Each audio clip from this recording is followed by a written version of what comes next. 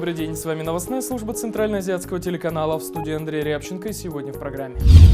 Родственников Кабири отпустили, но заставили на камеру признать, какой плохой у них сын. Экономика, конфликты, кризис. Владимир Путин отчитался перед журналистами на большой пресс-конференции. Нет выбора – умереть от голода на родине или в Йемене от войны. Рассказ плененной террористами таджикской медсестры. В Бишкеке прямо в здании мэрии самозахватчики земель провели пикет, пригрозив городоначальнику кровавыми конфликтами.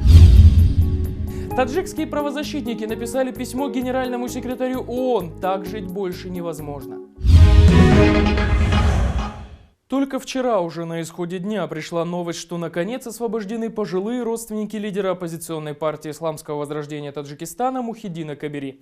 Среди тех, кого продержали больше суток на допросе в Госкомитете нацбезопасности Файзабадского района, было как минимум 3 человек старше 70 лет, включая отца Кабири 95-летнего старика, а также несколько женщин.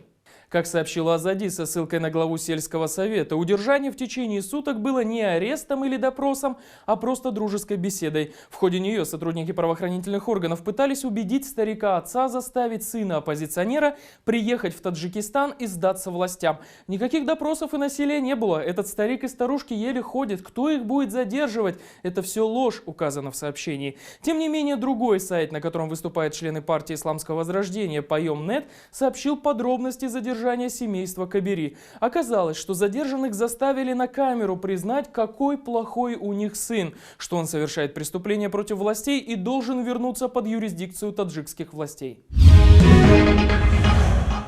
Задержание более чем на сутки почти с десяток пожилых людей заставило ряд правозащитных деятелей Таджикистана, а также тех, кто вынужден был эмигрировать в Россию или Европу, обратиться с открытым письмом к генеральному секретарю Организации Объединенных Наций. Как сообщает BBC, открытое письмо подписали лидеры Конгресса конструктивных сил Таджикистана Дададжон Тавулоев и Сабир Валиев, председатель общественной российской организации «Таджики России» Абдулла Давлатов, известная правозащитница Таджикистана Файзинисо Вахидова, ученый-философ Шариф Зада, журналист Истраф Шани и еще ряд активистов. В письме указано, что последние события ярко иллюстрируют, как таджикские власти оказывают давление на родственников активистов оппозиции, которые и так уже вынуждены жить в изгнании. Позитивного тренда как такового не вижу, если с конца вопроса начинать отвечать. Позитивного тренда не вижу и вряд ли будет, но молчать тоже нехорошо. Но я хочу подчеркнуть это, потому что некоторые меня называют там оппозиционером и так далее. Я абсолютно не оппозиционер ни власти, ни оппозиции, никому не оппозиционер. Более того, я не политик, я общественный деятель, это хочу подчеркнуть. Ну, поэтому я не лезу в эти вопросы политические и так далее. Но если вопрос касается, как называется, наших традиционных ценностей, то бишь неуважение к старшим, неуважение к женщинам, неуважение к детям, неуважение к пожилым людям, это действительно задевает не мою честь, а честь и достоинство моей нации, моей религии. Поэтому с этой точки зрения я подписал. То есть я протестую против того, чтобы к старикам, к пожилым людям, к женщинам, к детям применялись какие-то карательные меры в связи с тем, что кто-то из них чем-то там занимается. Это вот главный вопрос. Другой вопрос, что в таких ситуациях, конечно, молчать – это грех. Нельзя так делать, чтобы промолчали все, что сегодня там вот его там где-то отца мучают, а завтра другого. Поэтому не взирая на то, что чьи это дети, если бы было такие карательные меры будут применяться к родственникам тех чиновников, которые вот эти вещи совершают, я бы тоже подписался под это.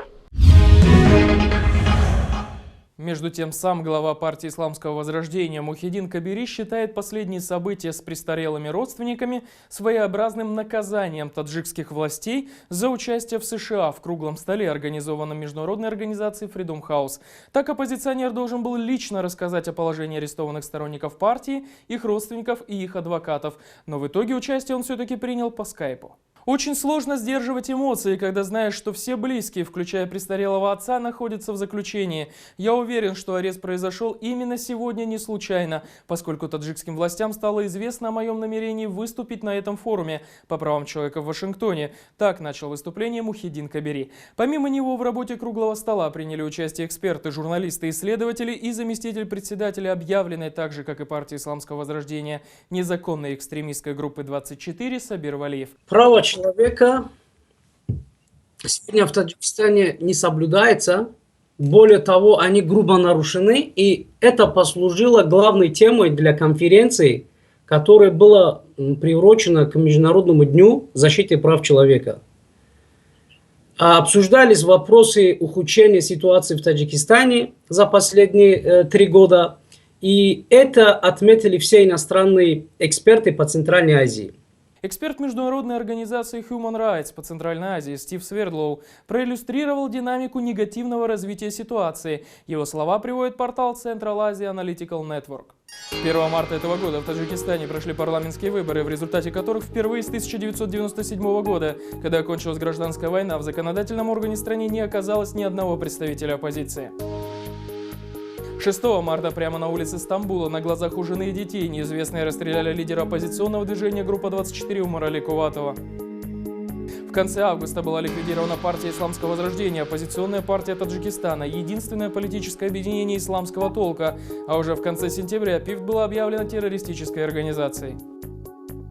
В том же месяце силовики арестовали более 20 высокопоставленных членов ПИФТ. Среди них оказалась Зарафор Рахмани, активист ПИФТ и борец за религиозные права женщин. В последующие недели в Таджикистане задержано более 200 сторонников партии Исламского Возрождения. А далее коротко о других событиях Центральноазиатского региона.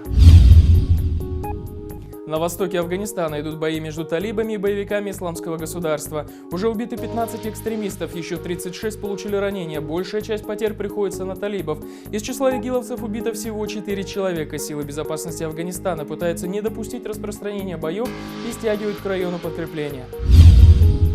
Издание Financial Times подсчитало, сколько получают боевики Исламского государства.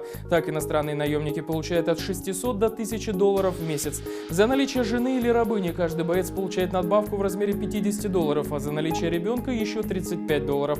Уроженцы Ирака и Сирии, которые принесли клятву верности группировке, получают 200-300 долларов. Те, кто воюет за Даиш без клятвы, от 50 до 150 долларов. Бюджет Кыргызстана потерял 200 миллионов долларов из-за роста курса. Ранее в Национальном банке республики сообщали, что с начала года курс доллара вырос почти на 30%. После многочисленных сообщений об инцидентах на киргизско-таджикской или киргизско-узбекской границах, глава Госпогранслужбы Кыргызстана сообщил, что за 2 года только 58 километров границы оборудованы инженерными сооружениями. В казахстанском городе Актебе местные жители устроили давку на открытие нового магазина. По словам очевидцев, открытие торгового центра на несколько часов парализовало движение по улице. По некоторым данным, есть пострадавшие. Министерство труда Кыргызстана отказывается предоставлять гражданам продолжительные новогодние каникулы, как, например, в России. Ведомство предлагает сделать выходные с 1 по 3 января и с 7 по 10, все остальные дни рабочие. Уровень детской смертности, вызванный недоеданием и голодом, составляет почти 35% от общей смертности среди несовершеннолетних в Таджикистане. Об этом сообщил представитель Азиатского банка развития в республике CCU, ссылаясь на данные ВОЗ. Сегодня Владимир Путин дал большую отчетную за 2015 год пресс-конференцию перед журналистами. В этом году было аккредитовано на нее рекордное количество журналистов – 1390 человек. Президент России отвечал на самые различные вопросы, начиная от экономики и международной обстановки и заканчивая вопросами коррупции внутри страны. Владимир Путин отвечал на вопросы более 3 часов. Пресс-конференция не стала рекордной по продолжительности, но вот по актуальности и злободневности вопросов она, пожалуй, превзошла предыдущие годы. Как и всегда, мы отобрали те ответы Владимира Путина, что так или иначе затрагивают жизнь Центральноазиатского региона. Про так называемых туркоманов я слыхом не слыхивал. Я знаю, что туркмены живут, наши родные туркмены в Туркменистане. А здесь понять ничего, нам никто ничего не говорил. Но если мы показали, что мы готовы сотрудничать по очень чувствительным для Турции вопросам, неужели трудно было снять трубку предварительно Или по имеющимся каналам сотрудничества между военными сказать, знаете, ну ладно, там мы разговаривали, а по этому участку границы не разговаривали, но здесь тоже есть наши интересы, имейте в виду, просим то-то, то-то, или там не наносить удар-то. Никто же даже не сказал ничего. При том, что мы проявили готовность сотрудничать с Турцией по самым чувствительным для нее вопросам. Зачем надо было это? Я не понимаю, зачем? А чего добились? Они что, думали, что мы оттуда убежим, что ли? Да нет, конечно. Россия не та страна.